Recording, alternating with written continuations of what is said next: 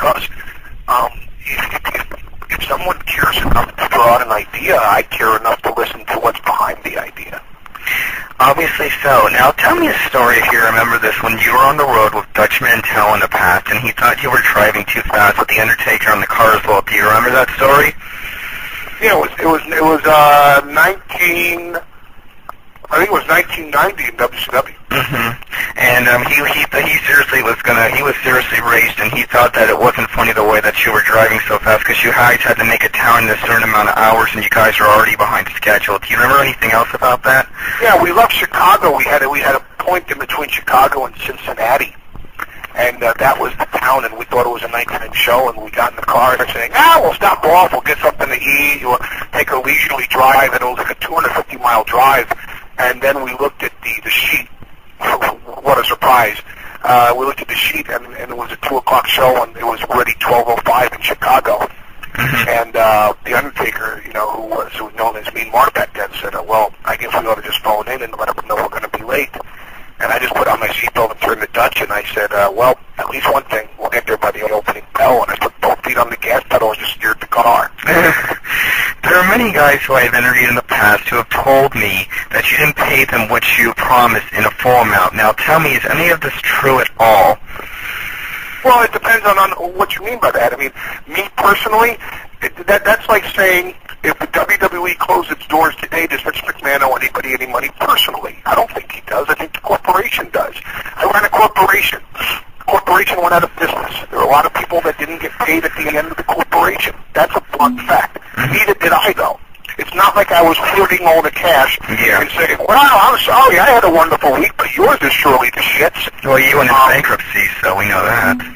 Right. I mean, I filed for personal bankruptcy. It's not like I had hidden assets in the Cayman Islands or anything. Yeah. I didn't pay myself for 7 years. I didn't feel it right to take money out of the company for 7 years when the money could be reinvested in the company. And certainly when other people weren't being paid, I wasn't going to be paid. I didn't give myself a paycheck and say to somebody else, hey, I'm sorry you didn't get paid. Okay, did you want to get paid? Neither did I. And then nobody lost more money than I did, and nobody was deprived of more funds than I was, and nobody took a better beating than I did in terms of finances in ECW.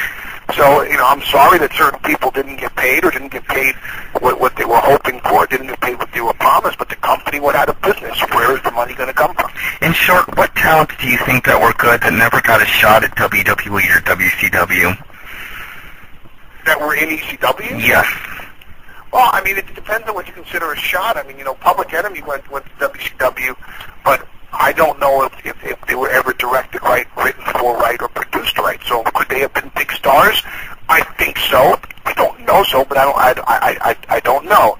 I don't think Rob Van Dam has gotten his fair shake in WWE. Mm-hmm. I wish several of the cruiserweights that we had were more spotlighted and more focused on, both in WCW and WWE.